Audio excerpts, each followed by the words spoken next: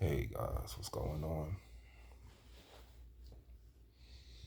So I know a lot of y'all heard about the news that Malcolm Jamal Warner passed away at 54, not 53, but 54.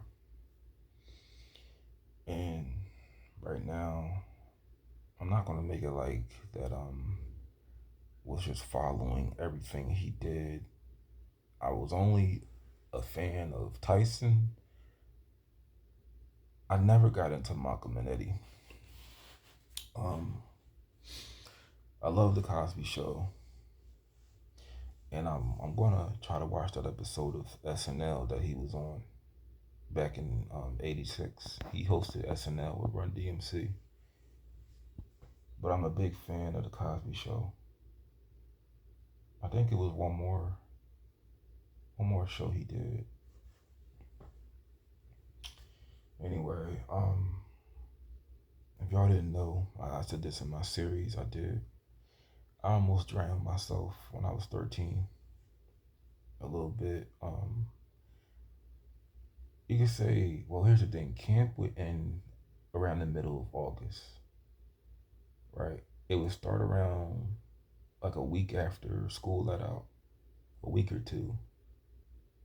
So we had to do like real work there every day, and it was so boring. Cause I don't know why my parents sent me there. I really feel like they didn't want me blowing the house up, doing something crazy. So I think that's probably why I went to camp. Cause legally you can't be at home alone under the age of 15, I believe. It's not something that I would look up because I don't have any kids, but I had to go to camp until I was 13. So I'm going to tell you on the last day, this is around August. I thought it was June, but it's actually August because camp would end around the middle of August because we had 2 weeks to ourselves around the end of August. And then, school would start like the first or second week of September. But I remember we went to Ocean City, New Jersey, not Maryland. And, it was a few girls in my class. It was a lot of girls under, like one class under me. And I remember it was this kid, Terrence, who thought I was cool. He would always talk to me because he thought I was like popular, which was hilarious. I laugh at that to this day. But me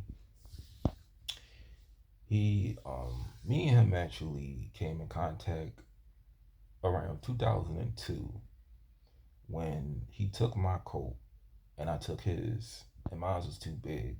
We wound up swapping coats like the next, like, like it was on Friday because I had like after school and he took my coat. And the thing, my mom probably don't remember this. Maybe she does, but he only wrote his last name in his coat to indicate that's his. And I ain't gonna tell you his last name. I'll just tell you his last name was a wrestler's last name. We'll just say that. And when we saw it, we just kept thinking to ourselves, "Oh, is this like a wrestler's coat?" And it didn't really say anything but his last name. So we're just trying to be like, okay, who the hell is this person? But eventually, I got my coat back. He walked in my classroom. That shit, I remember that shit was dragging, and I gave him his. He gave me mine. But I remember we all went to Ocean City, Maryland, and we had this guy. I don't know what he was. I think he maybe was a volunteer, but it was this old white dude. I'm laughing at this shit now, but I want to just make sure, and this is kind of fucked up. Maybe he had good intentions, but I really wish I knew this guy's name, cause I really feel like he's probably like arrested for something like sexual or like child abuse. I don't know. But I remember we were saying everything that they say about old guys that hang around kids. Like, dude, this is just weird. And by the way, too, funny thing, we actually had a gay guy who taught a fashion class in at camp. So yeah, and this is like a Catholic camp, by the way. Well, I don't really know. He really didn't mention it. He didn't really like openly say it, but and I was only 13 at the time, so a lot of the things I was feeling, it's not like I would have told him or anybody else that. But yeah, we had a whole lot of things going on at that camp. But anyway, the last day, I'm going by off of memory. So everything was pretty much provided. I don't recall having to bring money to go to like a concession stand. I do remember eating. I always remember when it was going to be like a fun day. It was probably like a lot of hot dogs, hamburgers, sodas, or hugs. I just know food had to be provided there. And I think maybe my dad picked me up on my last day. I don't really remember. I know we took the bus. We took the yellow banana, the yellow bus to the beach. But I know on my last day, my dad picked me up. I don't know if I would have went all the way home on the trolley and the bus. I don't remember. But to give you just a description of what happened, like this: I'm in the water. I'm playing in the water, and literally, I'm just like, it's pushing me too deep. It's pushing me too further to where it's deep. It's getting deeper and deeper. And I'm telling myself, oh man, I gotta get closer to the shore. I gotta get I gotta leave. I gotta like swim closer nearby so I don't drown. And I'm just flapping my arms. And remember, this girl was she was yelling at me saying, "Justin, come back. You're going too far." And I'm like, I can't. I remember I kept saying, I can't move. And they yelling like, "Come back!" And I really thank her to this day because she saved my life. Because she was the one that got the attention of other people. My teacher was yelling at me. My history teacher was yelling at me. She was like, "Justin, get back here. You're going too far." And I'm like, I can't. I'm stuck. And I'm flapping my arms.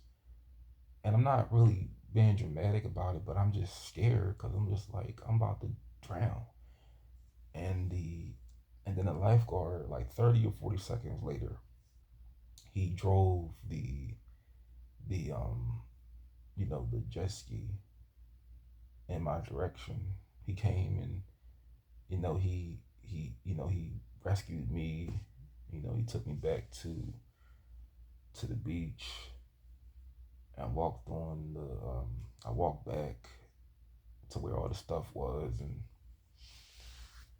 my teacher was yelling at me, but I wasn't even listening because I'm just taken aback by the fact that I'd almost died. Like, I literally almost lost my life because I'm literally 5'4". I'm only 13 years old. I'm like 100 and maybe 30, maybe 20 pounds, and I'm just like, I don't want to die.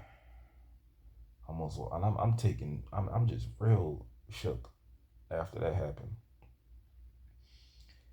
and no one really asked, was I okay? I don't really recall that. I just remember my teacher yelling at me, but people were just like, "Damn, you don't do that again." That was real stupid. But then no one really asked, was I okay? Even family, like, I remember the very day that happened. I don't know if I died. See, I don't know what death is. Like I had brushes with death about 3 or 4 times in my life, and I really feel like when you die, maybe you get like a second chance at life, and you just don't know it. Cause every time I've almost died, I don't ever recall people asking me, was I okay? That's why I feel like I probably died and just got like another life. I had probably like 9 lives. I don't know. But we happened to go to the girlfriend's mother's birthday bash at Red Lobster. And I remember it was on that day. It was on a Friday. Friday or Thursday, one of the two. I just know it had to be. I'm not gonna really ask. I ain't really speaking to my dad anymore, but I'll figure out what day her birthday is, because that's the day that I almost drowned, and she died like a year later. But when I was when I was telling people, like, I almost drowned today, they just sort of just was like, oh, okay. Can you pass the butter, please? Yo, man, I almost drowned today. Oh, well, can you close the door? I gotta pull off, man. Like, no one asked was I okay, but really, what almost took me out was my small size. I know how to swim, but my small size, and just the fact that I was in an ocean versus a pool. A pool and an ocean are two different things. It's a lot different. It's very different when you're swimming in like a lake or ocean at a beach versus your pool, the YMCA or some other place. But